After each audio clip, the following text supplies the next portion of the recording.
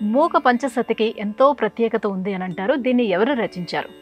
మూక పంచశతిని మూక శంకరేంద్ర సరస్వతి వారు రచించారు. ఈయన విద్యాపతి అనేటువంటి ఖగోళ జ్యోతిష్య శాస్త్రజ్ఞుడి కుమారుడు. కంచి పీఠానికి 20వ పీఠాధిపతి. పుడుతూనే చెవుడు మూగతనము రెండింటినీ పొందాడు. కానీ మూకం కరోతి వాచాలం పంగుం లంఘయతే గిరిం అని ఆ తల్లి తలుచుకుంటే మూగవాడు మాట్లాడతాడు, కుంటివాడు పర్వతాలను అధిరోహిస్తాడు, సముద్ర లంఘనమే చేస్తాడు. మూకశంకరులు కంచి కామాక్షీదేవి ఆలయంలో ఆ తల్లిని ఆరాధిస్తూ కూర్చున్న సమయంలో ఆయనతో పాటు ఇంకొక సాధకుడు కూడా కూర్చున్నాడు. వారిద్దరిని చూడగానే ఆ తల్లికి కరుణ ఉప్పొంగింది. వెంటనే ఒక స్త్రీ రూపం దాల్చి తాను తింటున్న తాంబూలాన్ని మొదట మూకశంకరులకు పక్కన ఉన్నటువంటి సాధకుడికి అందించింది.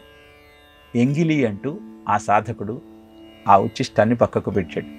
కర్పూర వీటికామోద సమాకర్ష దిగంతర అంటూ కర్పూర వీటిక అంటూ ఆ తాంబూలాన్ని మనము స్మరిస్తాం. అది మూకశంకరుడికి అందించింది జగన్మాత.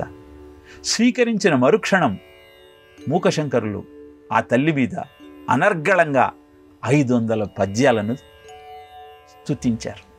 అవే ఆర్యాశతకము, పాదారవింద శతకము, స్తుతి శతకము, మందస్మిత శతకము, కటాక్ష శతకము. ఈ 500 శ్లోకాలు చెప్పినటువంటి మూకశంకరుల ప్రజ్ఞ చూచి ఆ తల్లి విస్తుపోయింది. ఏం కావాలో కోరుకోమంది. అప్పుడు మూకశంకరులు కోరిన వరం మనను ఆశ్చర్యపరుస్తుంది. అమ్మ, పుట్టిన నుంచి ఈరోజు దాకా ఒక్క మాట కూడా నేను మాట్లాడలేదు. నీవు ప్రసాదించిన వాక్కుతో 500 శ్లోకాలలో నిన్ను కీర్తించేటువంటి అదృష్టం నాకు దక్కింది. నిజానికి ఇవి నాతో పలికించింది కూడా నీవే. కనుక నేను కోరే వరం ఒక్కటే, నా మాటను తీసేయి. ఈ మాటతో ఇంకొకళ్ళను మాట్లాడుతూ ఇంకొక వాక్కును చెప్పేటువంటి ఆలోచన నా నుంచి దూరం చెయ్యి అంటూ మూగ తత్వాన్ని వరంగా కోరుకున్నారు మూక శంకరేంద్ర సరస్వతుల వారు. ఈ విషయం తెలిసిన పీఠాధిపతి తల్లిదండ్రులను పిలిచి నా తరువాత ఇతనికే పీఠాధిపత్యం ఇస్తానని చెప్పి తన తరువాత కంచిపీఠానికి ఆయనను పీఠాధిపతిగా చేశారు.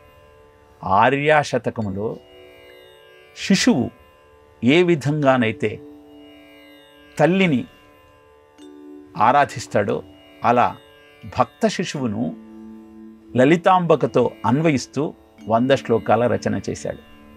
ఆ తరువాత శిశువు మొట్టమొదట స్పర్శ ద్వారా తెలుసుకునేది తల్లి పాదాలని. అందుకే ఆ తరువాత 100 శ్లోకాలలో పాదారవింద శతకంగా ఆ తల్లి యొక్క మాహత్యాన్ని ప్రకటించాడు. అనంతరం కటాక్ష శతకం. ఎప్పుడైతే నీలో ఇంద్రియ పటుత్వం పెరుగుతుందో అప్పుడు 100 శ్లోకాలతో ఆ తల్లిని స్తుతించి స్తుతి శతకాన్ని రచించాడు. అనంతరం నీకు అబ్బిన ఆ విద్య అందరి కటాక్షాన్ని నీకు అందజేస్తుంది. కనుక ఇంద్రియాల అన్నింటితో ప్రకటించినటువంటి ఆ విజ్ఞానము, ప్రతిభను కటాక్ష శతకంగా ఆవిర్భవింపచేశాడు. అనంతరం మందస్మిత శతకం. అంటే విజ్ఞానం నీ సొంతమైనప్పుడు, ప్రతిభలన్నీ నీవైనప్పుడు, నువ్వు అంతర్ముఖుడవై జరుగుతున్న అన్ని కార్యక్రమాలను మందస్మితంతో గమనించే ప్రయత్నం చేస్తావు. కనుక పూర్తి పరిజ్ఞానం దొరికినవాడు ఎలా నవ్వుతూ అన్ని విషయాలను సాక్షీభూతంగా గమనిస్తాడో అలా మందస్మిత శతకంలో అద్భుతమైన భావాన్ని ప్రకటించారు మూక శంకరేంద్ర సరస్వతి స్వామివారు. అలా వారి చేత మనకు అందింపబడిన 500 శ్లోకాల అద్భుతమైన అమ్మవారి స్తోత్రమే మూక పంచశతిగా మనం అభ్యాసం చేస్తూ ఉన్నాం.